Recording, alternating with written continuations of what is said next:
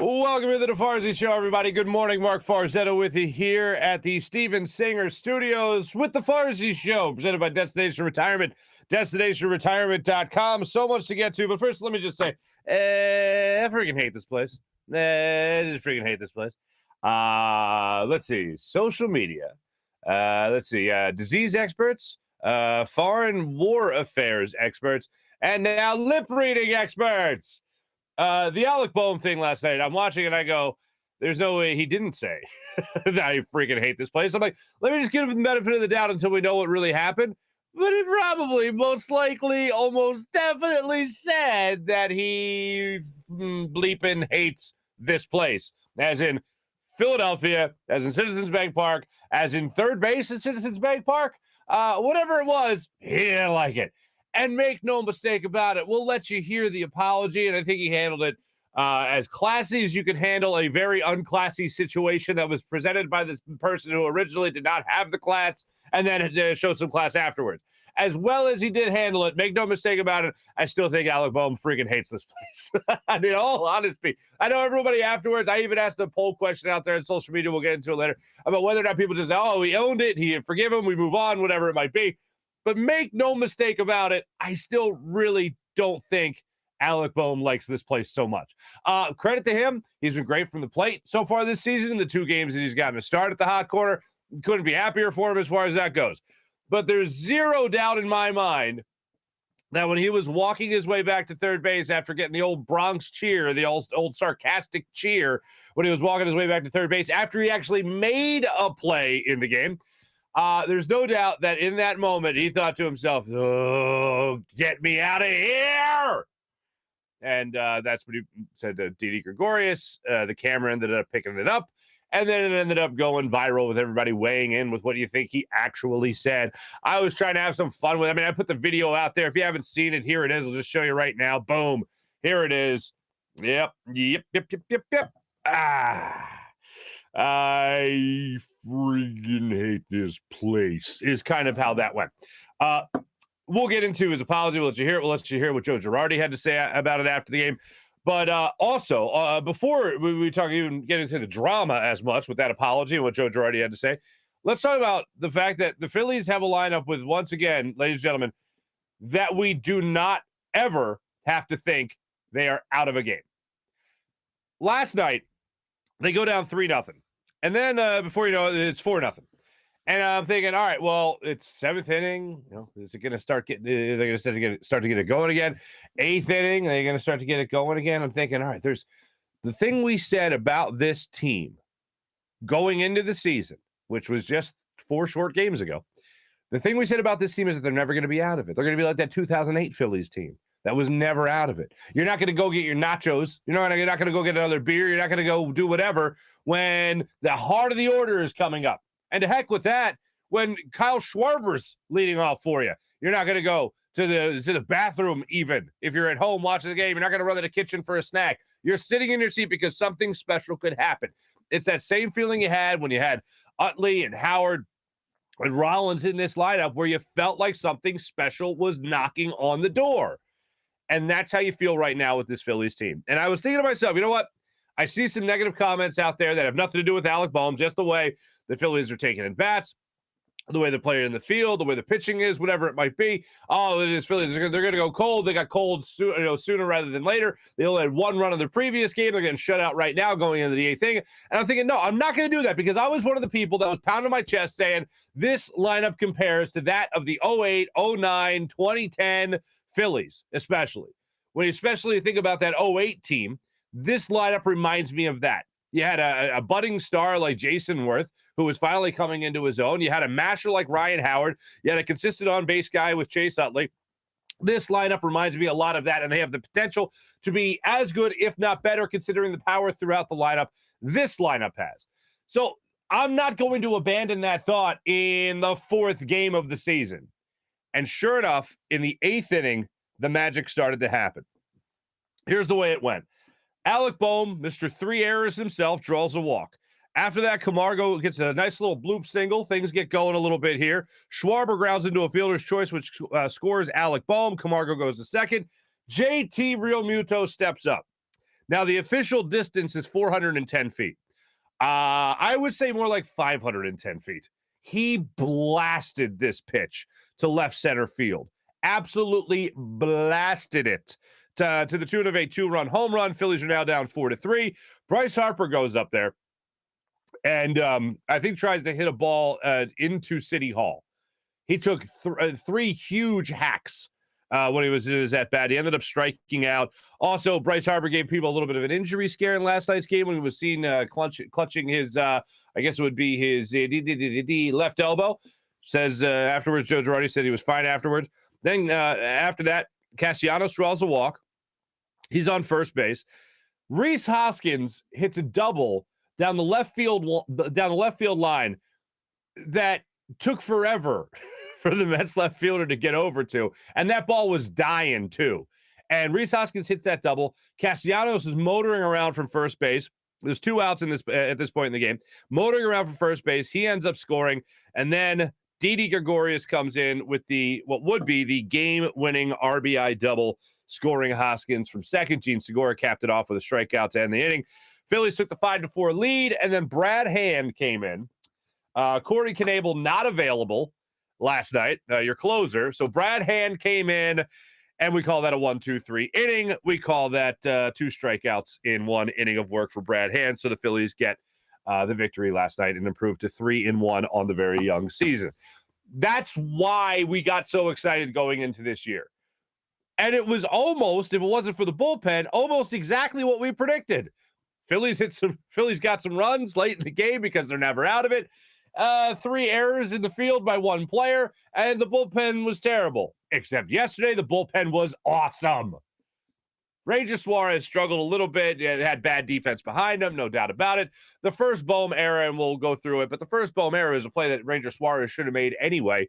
It should be, as Ricky Bowe called it after the game, an easy play for a pitcher to make. Alec Bohm then forced the throw. Like I said, we'll get more into Bohm in a second. But overall, Ranger Suarez was not his sharpest in this game, but the bullpen was incredible. The lineup and the bullpen saved this game for the Phillies. Quite literally, with the bullpen getting a save in the game. But Brad Hand came in and just absolute hat tip to Nick Nelson and what he was able to do in this game when he took over for Ranger Suarez. Nelson ended up giving you 4 innings of work in this ball game. Got 2 strikeouts, allowed just 1 run. There was another error behind him as well, but threw 45 pitches in those 4 innings of work and was able to settle things in nicely. Sir Anthony Dominguez came in, gave you an inning in the 3rd before Brad Hand came in and closed things out for the Phillies in this one. So for me, Sir Anthony Dominguez, by the way, gets the win in this game. But this was the game that you really expected a lot of, except for the bullpen being awesome. As I was tweeting out with some people after the game, somebody said, "Oh, the bullpen was great. Who would have thought that?" Well, hey, why not? You know what? I know you guys are a lot like me in this regard, in that whatever remake or makeover of the Phillies bullpen the front office presents to us, we're not going to have a lot of confidence because we haven't seen a Phillies bullpen really dominate in quite some time. I got to go back to the Bridge to Lidge to think about that. I know we always talk about the lineup of that team, but the bullpen was that, other than Lidge, really an unsung hero throughout that season. So when you look at this Phillies team, if this bullpen can be what that bullpen was in 2008, 2009, then we're talking about something very special with this team, because you're going to have struggles with your starters throughout the year. You're going to have injuries. You're going to have bullpen games, whatever it might be. If you get guys to come in here like Nick Nelson and absolutely dominate and throw down and say, no, I got this, then you're going to be in good shape as the season goes on. And if you are down 4 runs in the 8th inning, let's just say, this lineup can put up 5 runs in the blink of an eye. That's what's going to make you feel really good about this season. And I saw our boy Jimmy Rollins tweet out after the game that this was kind of a familiar feeling, referring to the Phillies comeback and having that instant offense all of a sudden, like the Phillies did both last night and in Jimmy Rollins' heyday with the Phillies. Great win by the Phillies last night. I'll call it a team win by the Phillies last night. And they hung in there through some turmoil, through some struggles, like that of Alec Bohm at 3rd base. Which brings us to this. You saw him walking off the after making an out, actually making a put out. I just showed it to you right there. You know, I bleeping hate this place. What is he saying? I bleeping hate these plays. I bleeping hate those plays. Whatever it might be. He hated it. I think the smart money would have been on. He said he bleeping hates this place. People try to give him the benefit of the doubt, like myself, with thinking, oh, watch this guy go into the locker room after the game. Watch him go into the clubhouse. He'll get asked about what he said, and he'll say, I didn't say that. I don't know why. I just said I hate those plays. Because if the PR staff or anyone really is showing him a phone saying, the camera caught you doing this, homie. What's up? He could have taken another direction. All right. One worse than the other. But he didn't. He owned it. Well, let's hear what he had to say in a second. But I do give an A for effort to Joe Girardi. E for effort to Joe Girardi, who was asked about the video. Now, credit to Jim Salisbury, who did ask the question about the video that came out yesterday. And Joe Girardi knew about it. So somebody showed it to Joe. And this was Joe Girardi's take on what Bohm, at the time, allegedly said. Are you aware of this video of Alex? I am.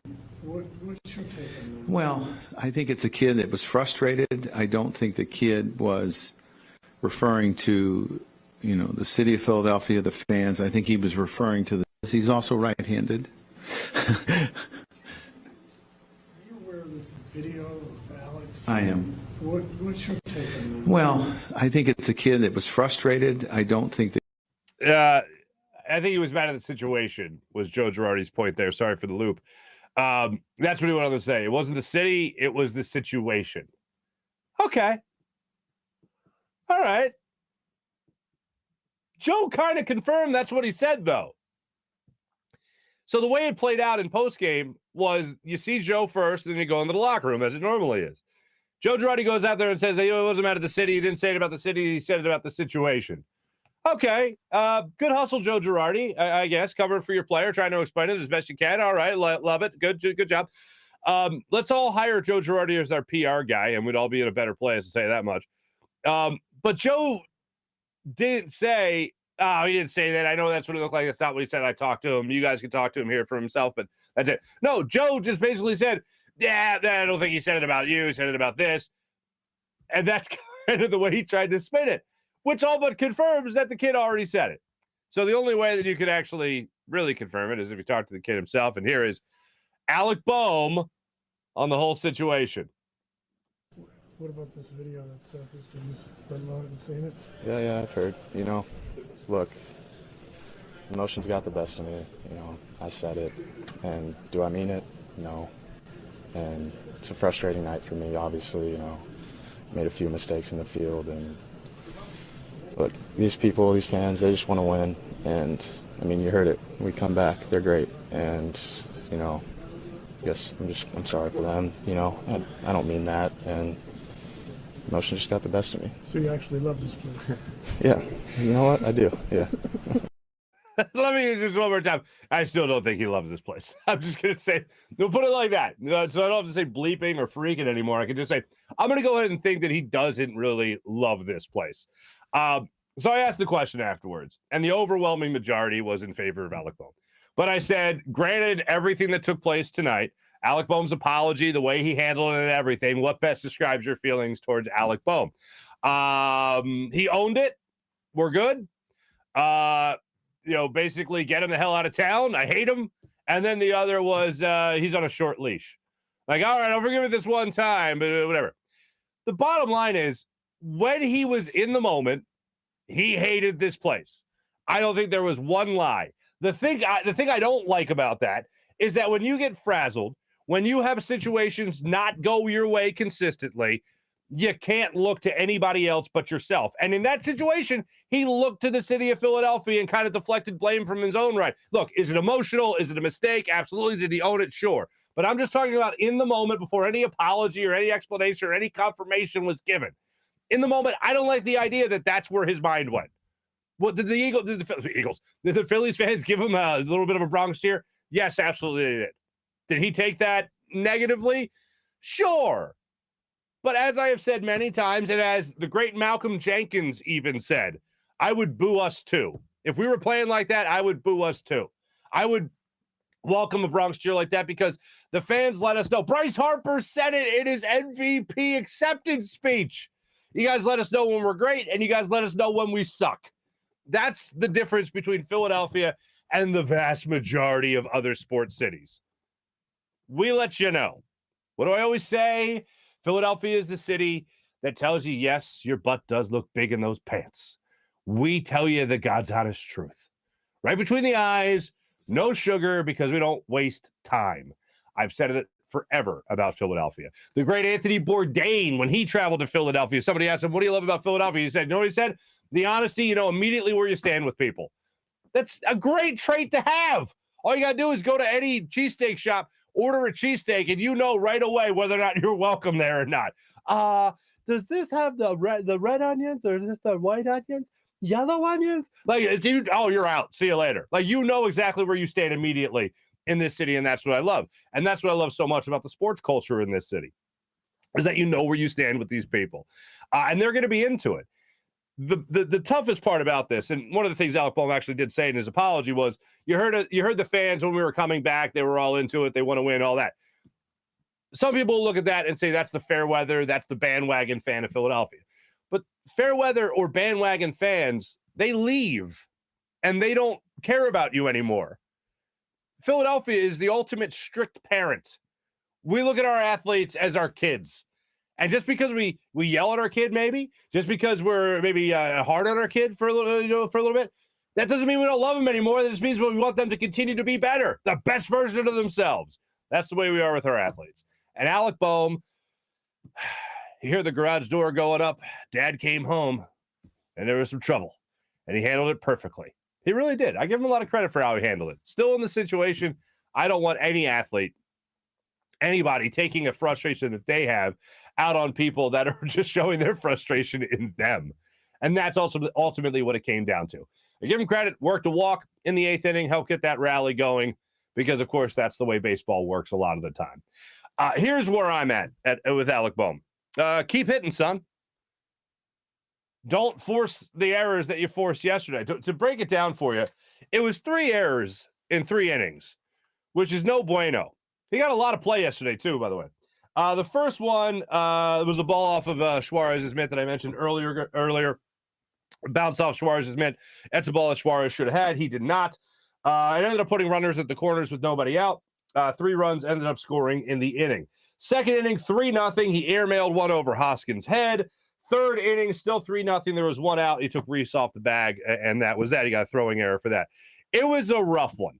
It was definitely a rough one for Alec Bohm, but like I said, he certainly handled himself appropriately afterwards. And let's think about this for a second. I always like to think about the parallel universe. What if he didn't handle it the way he did? Could have lied.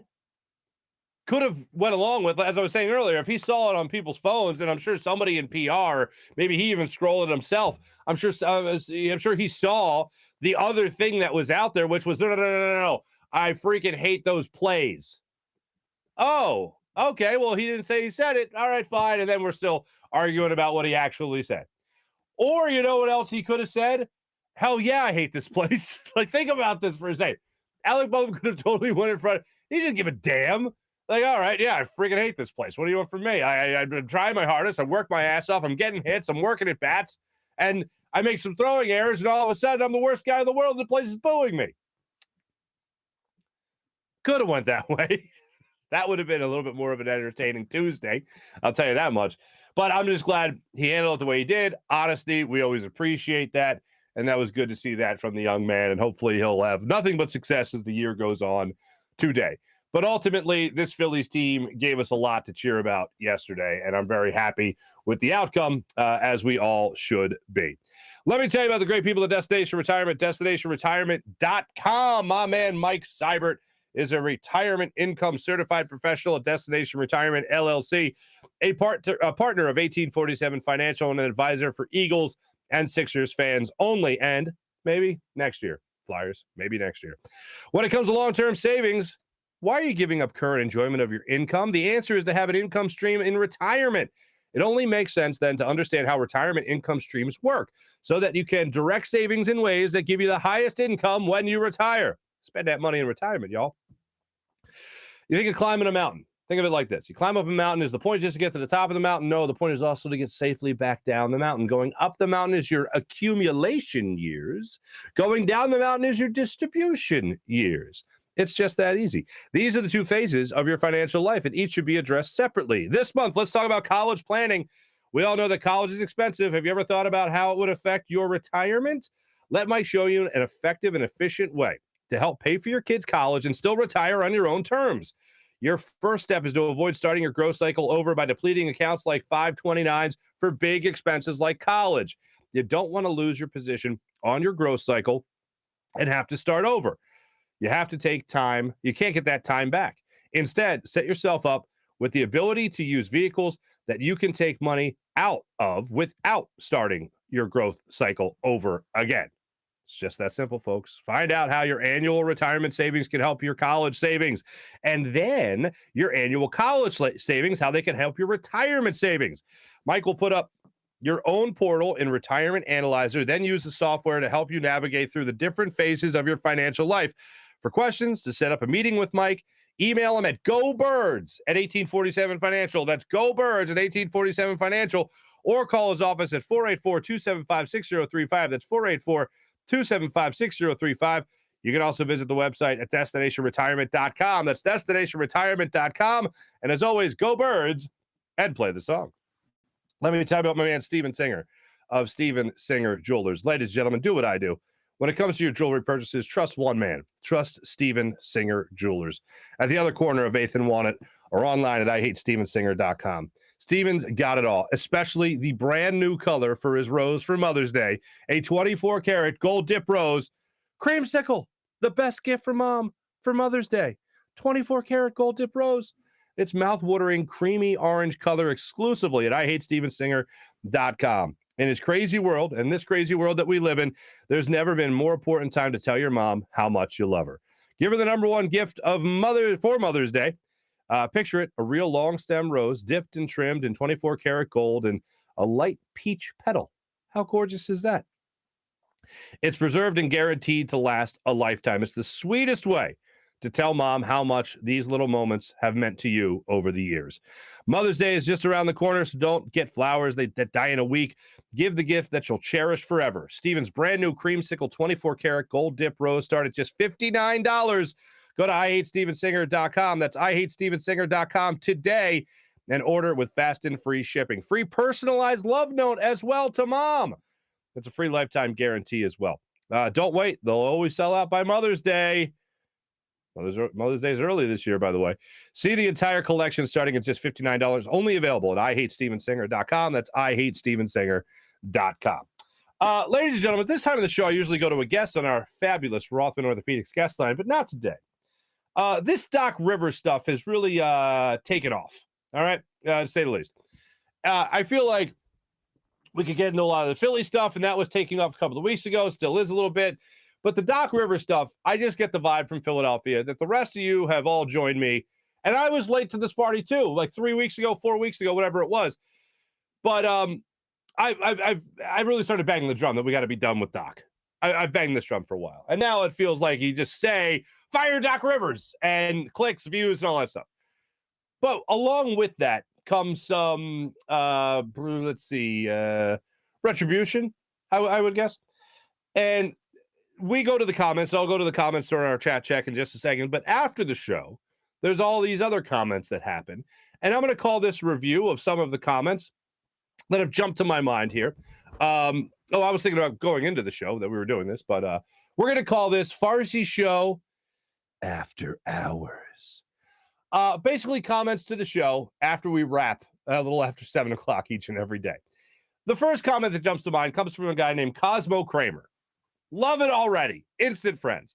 If you remember yesterday, I had said that Doc Rivers needed to handle the Paul Reed situation a lot differently. And what I had said in that conversation was simple. Why would you rain on Paul Reed's parade? Why would you do that as his head coach? Why would you go out there and say, well, hey, look, we're not going to start the Paul Reed victory tour just yet. All right, hold the phone. Why would you do that when you're basically saying to the guy that just worked his ass off to have a career night, yeah, nice try? Why not say something along the lines of, oh, Paul, great game. He's given us a lot to think about. something is that. I was told by my friend Cosmo Kramer on the old comments after hours that would be absurd. That would create speculation. I said, it would be absurd. Really? How so? And I was legitimately asking the question, how so, is how I responded in the comment. And he said, because that would invoke speculation. And now I will give Cosmo credit. He also went on to say that Doc should have simply acknowledged the bench and how great the bench played. Instead of taking it any other way, it's down a negative route, keep the praise going for the guys off the bench. How that might give them confidence to go to them more in the playoffs if they're really needed in the playoffs against the Raptors in this first round series, which you bet your ass, by the way, this is me talking now, you bet your ass that they are going to be needed in the first round of the playoffs in this Raptors series, especially with Matisse Thybulle not being available. I said that, too, is a brilliant response. That's something that's great response. Yeah, praise the bench. That's fine. But the speculation that he was referring to is also known as gamesmanship.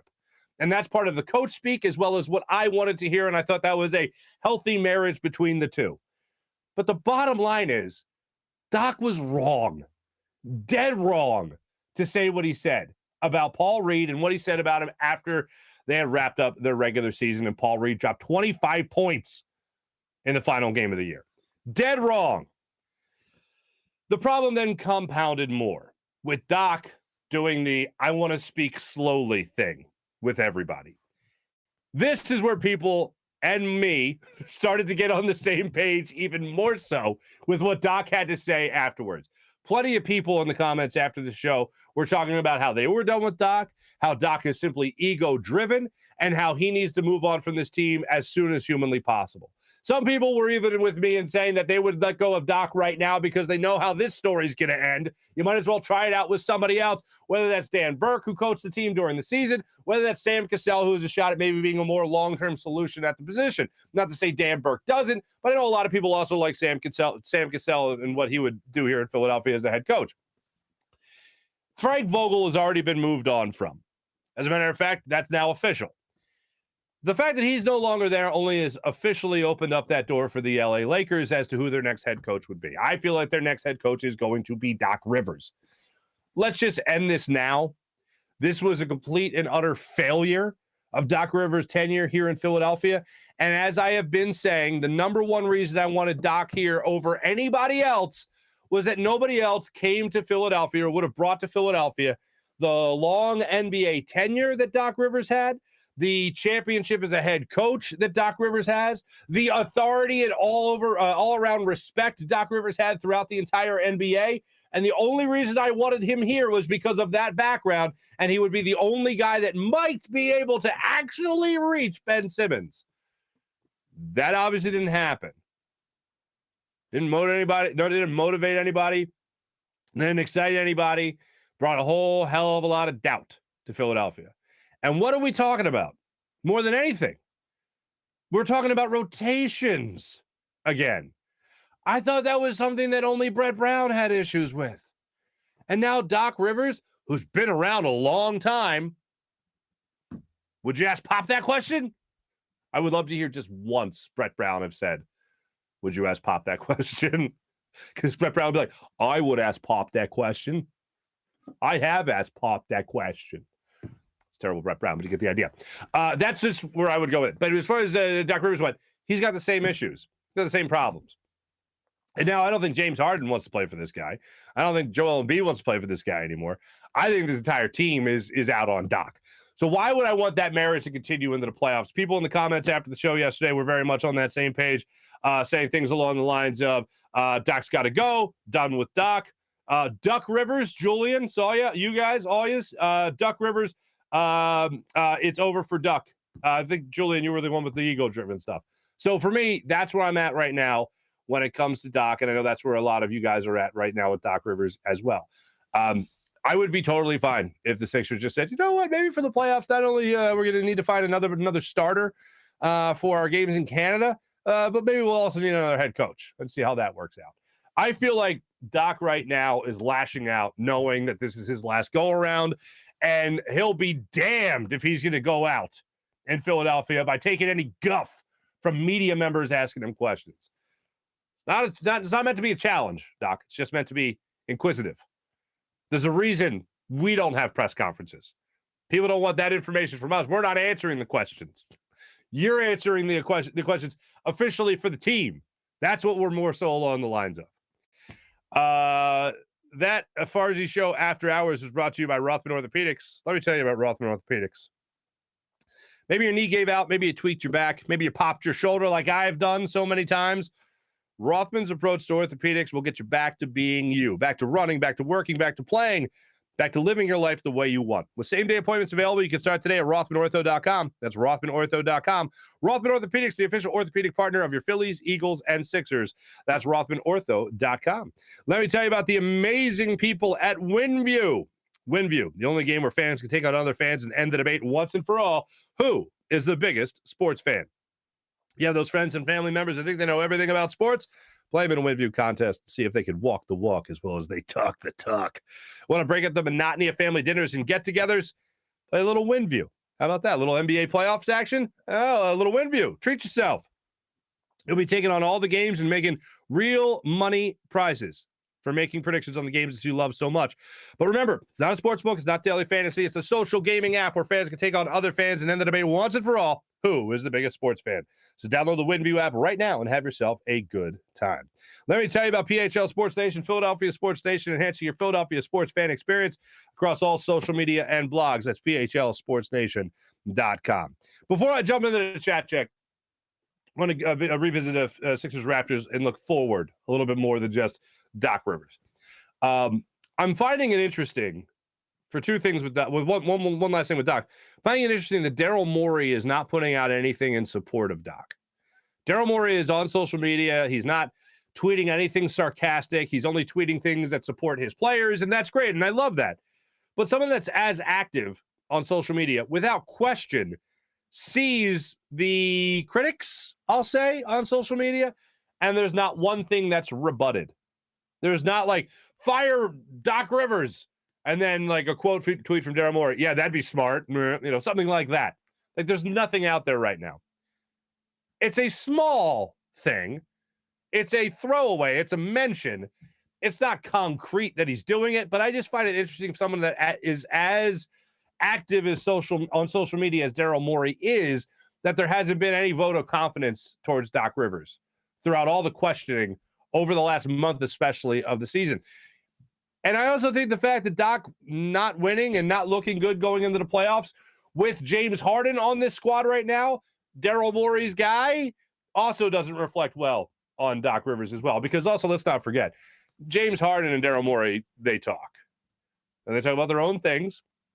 They talk about this team. And I'm not saying that James Harden either is any guaranteed to be here for the foreseeable future or max contract. Certainly hasn't earned one in my eyes. They asked me that yesterday on Fox. I'm like, I wouldn't give him that deal right now. If he is injured, then the Sixers know that, and that's good. But if he's not, this is bad. I've referenced it before as this downgrade to Rajon Rondo that he's at right now, especially in his last game against the Raptors, is not the guy that's going to help the Sixers get over the hump and get into at least the second round of the playoffs again. That's a bit of an issue. But yet here we are. Here's what I'm concerned about coming into this series. Now, I was looking over some of the numbers yesterday. I knew the Sixers got owned on the boards, especially on the offensive glass against the Raptors throughout their 4 games throughout the year. I didn't realize that the Sixers got doubled up on. The Sixers were out-rebounded in their series with the Raptors in 4 games on the offensive glass, 58-26. What? How many second chance points did that lead to? Too many, I'll go ahead and venture to guess. Too many. 1 game Joel Embiid didn't play in. That same game Pascal Siakam didn't play it in. But didn't play it. Didn't play in against the Sixers either. The Sixers are going to win this series if they're able to own the offensive glass, or at least even out the offensive glass. I'll take that right now. And they have to win their games at home because the Raptors are way too good on the perimeter. Way too good on the perimeter to not have Matisse Thybulle in this lineup. And I've been banging the drum since they played the Raptors last week. Doc Rivers, I don't care what you have to say about the game not having anything to do with Matisse Thybulle. If you're struggling in your perimeter defense and you don't have your best perimeter player, I'm going to venture to guess that he's got a lot to do with it. Is he the reason you lost? No, he's not the reason you lost. Is he part of the reason you lost? Yeah, he's a part of the reason you lost. I would rather have your best perimeter defender going up against some of the guys that are just draining threes left and right in that game. Whatever it was, 46.5%, 48% that they shot from beyond the arc. I'd rather have that guy in there to try to disrupt a little bit of that and take those guys out of the rhythm. Oh, this guy's hot right now. Pascal Siakam's hot right now. Thigh will get out on him. I'd rather have that than not have it. And the Sixers certainly did not have it in their most recent matchup, the last matchup with the Raptors just last week. So let's see how all this works out. Now, enough of that. Without further ado, let's jump into the chat check, ladies and gentlemen. See what you guys have to say today. Dan Schwartz, what's going on, my friend? Sean Gillespie, what's going on? Good afternoon, my Farzy people. Sean, I always forget. Where are you at, man? That we're the afternoon. Mally, what's happening? April, nice to see you. What a great freaking game. April, great line. Jim Grassmeter, what's up, buddy? How you doing? Good morning. Kevin, good morning. Dan, he'll learn to love it. He'll learn to love it. Yeah, Sean, that's Alec Bohm right there. I think that's who you're referring to. Born and raised in Philly. Poop. Sometimes I hate this place too. Poop emoji is from Mally. I love the people that were like, have you ever stood in line or have you ever been in traffic on 76 and be like, I freaking hate this place?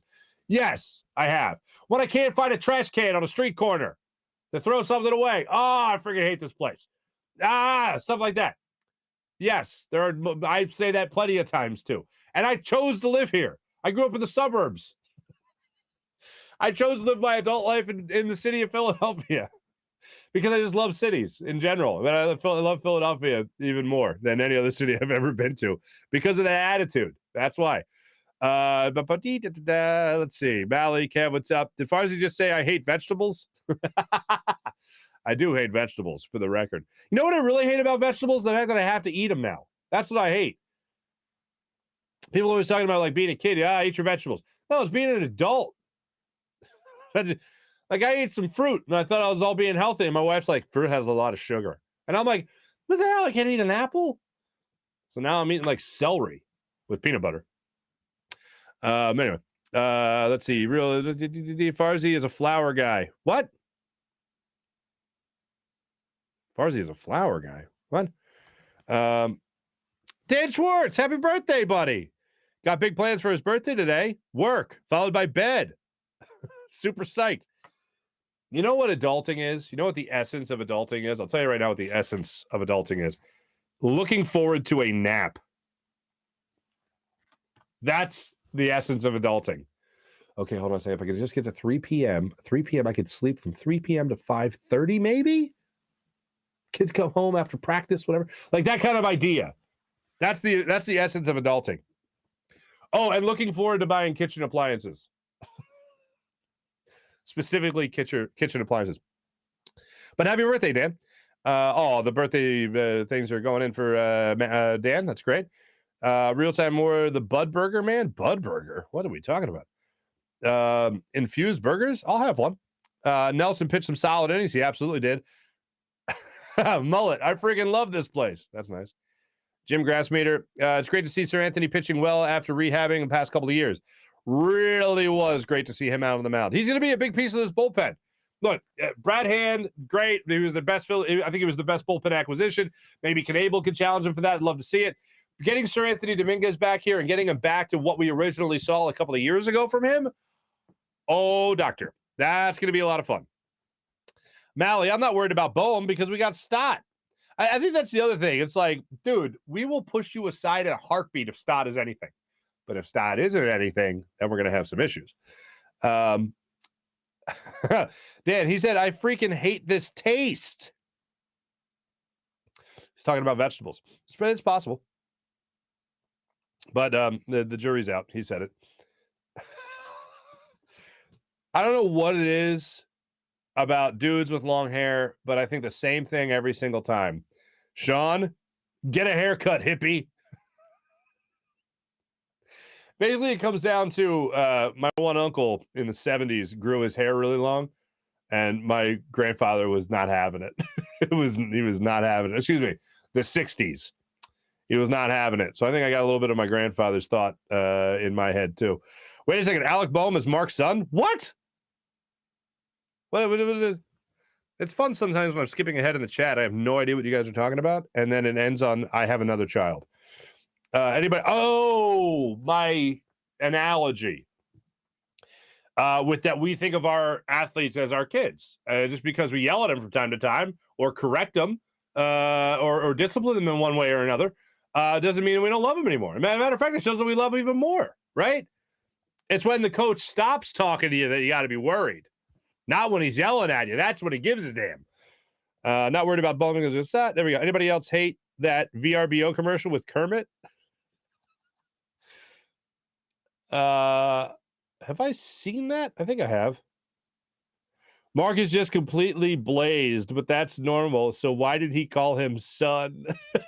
I don't know if you guys notice, but we added a light to the studio. It's big time. So now you'll be able to see if my eyes are actually bloodshot.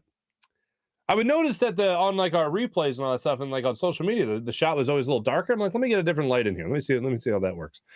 I never thought I would say this, but when is Moniak coming back? Veerling looks really overmatched. Jim, you're not wrong. Brian, good morning. Mally, you are a blue chewsman, Bo? Oh, I see what you're doing there.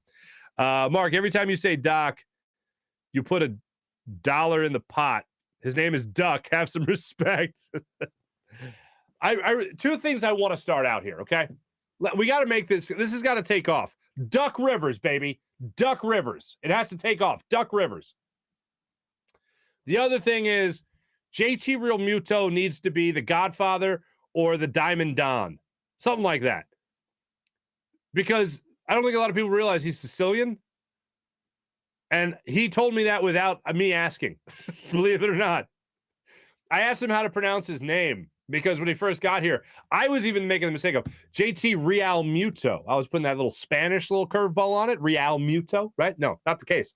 But he just, he's from Oklahoma. He's like, a lot of people try to put too much stank or try to do something with it. Be like, it's just Real Muto. And he's like, just a good Sicilian name.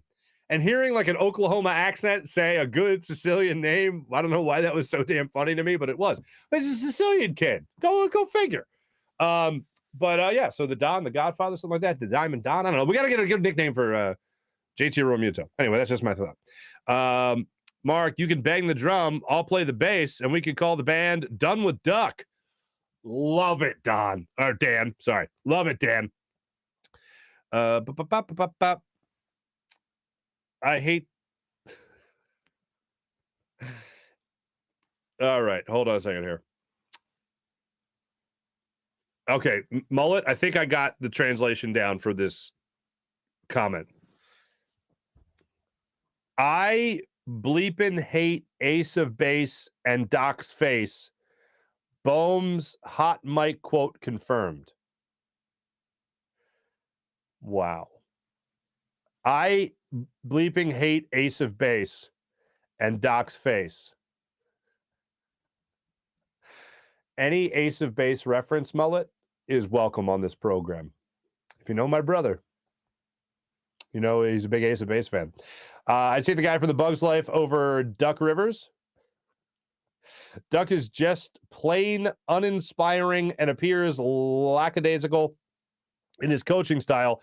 It doesn't seem to work in the long term. With Duck, he fails to adjust. Could not agree more. Real time, Duck, Duck, Goose. I've read the comments after the show. Guess I'll have to start. Oh, April, I never read the comments after the show. Guess I'll have to start. Oh, it's a good time. It's good time. Farzy getting his action after dark is what I heard. Real time. Thank you, real time. Greg Q. What's up, Greg Q? Welcome aboard. Bill Belichick is also great at answering normal, appropriate questions. Sean Gillespie, Farzy after hours? I actually have to work then. Yes, on Maury. He knows where it's going. Also, the man with a plan. Greg G, let's hope. Farzy after hours. Will it have a weather girl? Mally. Jack Ewing, what's up? Alyssa, what's up, Alyssa? Alyssa, that is adulting right there. I wake up every morning and my first thought is I can't wait to go back to bed. Alyssa, oh God, keep on preaching. Ray, what's up, Ray? Yes, he's a good defensive player, but it's shutdown guy. Why does the leading scoring guard on the other team always have career nights? That's happened a lot this year. You know what's funny, Ray? It's happened a lot. The one guy that I always think of is Steph Curry. When the Warriors came to town, Matisse had a great game in that game. That gave me a lot of confidence in him. That was a long time ago. I'd like to see another shutdown performance like that. But just bottom line is he's still your best perimeter defender, and I would rather have him in a game than not have him in a game. I'd rather have him in the starting lineup in a game than not have him in the starting lineup. But with him not being able to play in Canada, I don't think you can mess up, or I don't think you can. Jostle the starting lineup for 2 games at home and 2 games on the road. I'd rather have the consistency of Danny Green just starting in this series, especially against the Raptors. Most people work out to music, not honeysuckle voice to Mark Farzetta, but I'm here. Real time. Push that weight. Push it real good. Farzy Nation loves it. Thank you very much, Mike Williams. Appreciate you. I think my internal alarm clock told me I'm missing Farzy and wouldn't let me sleep in. Alyssa, thank you to your internal alarm clock. Kevin Guest, my perfect Sixers offseason is new coach Bradley Beal in, Harden out, 3 legit bench players. All right. GM totally getting it. Mark, ignore the... Did Mark just ignore the feeding alarm? I had no alarm go off.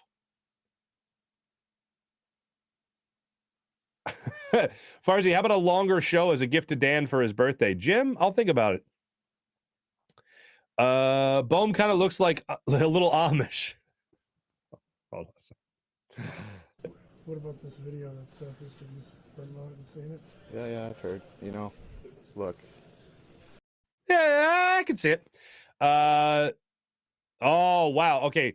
Kevin Guest, I like the nickname, the Consigliere, but I feel like a lot of people would have trouble pronouncing it. If I had a wartime Consigliere, I would have named this. Anyway, nickname for JT is a Consigliere. Got to correct that Doc to Duck. I apologize. It's our time, Philly. Let's hope so. I hope you're enjoying your spring break. April to Alyssa. Listen to April. That's nice. Thanks for the birthday wishes, says Dan. Ace of Base is beautiful. No Ace of Base slander, says Real Time. Thanks, April. I definitely am. As you're enjoying your time off. Hi, Tom. Oh, hi, Tom. Thanks, everybody in the chat. You guys are awesome, as per usual. Much appreciated. Thank you once again, happy birthday, Dan Schwartz. Thanks for all your contributions to the Farzy Show chat during the chat check. That was our chat check. Let's move into our morning rush, brought to you by Sky Motorcars, skymotorcars.com. Phillies right back in action after their 5-4 come from behind victory over the New York Metropolitans. They're right back at it today at 6:45. And speaking of 6:45, damn, I love a 6:50 or 6:45 start time. When they announced that they were going earlier with these games, I was like, let's see how that does. And here I am. Like, I like a sporting event that goes after 10 o'clock at night. Oh, old man, blah, blah. But like after that, I'm like, oh, come on, man, I got to get up early tomorrow. Blah, blah, blah. Like, that's when I start thinking about tomorrow. Well, not start thinking about tomorrow, but start thinking about sleeping for tomorrow at some point. And I was like, 6:50 start time last night. This is great. I was on the grill. Oh, that's right. I forgot to tell you guys. I grilled last night, and it was like Ranger Suarez was on the hill. And I was like, okay, let me just run outside real quick and just put this stuff on the grill. Put it on the grill, came back 3-0. What the hell happened? Alec Bohm is a lot of what happened, unfortunately. And Ranger Suarez trying to make plays in the field that he couldn't make, unfortunately. But there you go. But, ladies and gentlemen, it looks as if Zach Wheeler will get his first start today. He'll go against another righty. He'll go against Tyler McGill. We'll see how this goes today at 6:45. Phillies minus 160 on the money line. The game will also be carried on MLB Network. 6:45 start time. Hopefully get Zach Wheeler out there on the bump and see what he can do in this game. But we'll love to see what the Phillies, if they can continue the momentum that they started in the 8th inning last night and watch this lineup continue to smash. Let's cross our fingers for that. Sixers, as we've mentioned, don't get started until Saturday, 6 o'clock against the Raptors in that round of the postseason. So we'll get that underway. You will have some action tonight in the NBA. I believe it's what's their faces? Yeah, it's the Cavs and Nets going on tonight, 7 o'clock tip-off, and that's followed by a 9:30 tip-off with the Clippers at Timberwolves. So there you go. Those games will be on TNT tonight on this April 12th. And then finally, I wanted to give you guys one more thing. Believe it or not, hey, remember that hockey team in Philadelphia? The Philadelphia Flyers? Well, they're still playing, so that's happening. Bobby Brink already up, their college guy. Good for him. The Flyers back on the ice tonight against the Capitals. 7 o'clock start time on ESPN. So there you go. Thanks for watching. Thanks for listening, everybody. This has been the Farzy Show here at the Steven Singer Studios, brought to you by Destination Retirement, destinationretirement.com. Thanks for listening. Thanks for watching. Jim Hyden produced the program, did a hell of a job, as per usual. This is a Buzz Sports Entertainment production. Thanks, everybody. We'll be back with you guys tomorrow. Very excited. I haven't seen this guy. I haven't talked to this guy. I haven't met this guy. I only saw him on SportsCenter doing his job. I'm really looking forward to this. Max McGee, a new SportsCenter anchor, who's also a Temple University graduate, just like that Kevin Nagandi guy at ESPN, just like that Mark Farzetta guy right here in front of you. Another Temple guy. He'll be on the show tomorrow to talk all things Sixers, Phillies as well. We'll get into it all with Max McGee of SportsCenter tomorrow, and I look forward to that conversation. Thanks for watching. Thanks for listening. Have a great rest of your day, everybody. Once again, this is the Farzy Show presented by Destination Retirement, destinationretirement.com. Have a great rest of your day, everybody. Take it easy.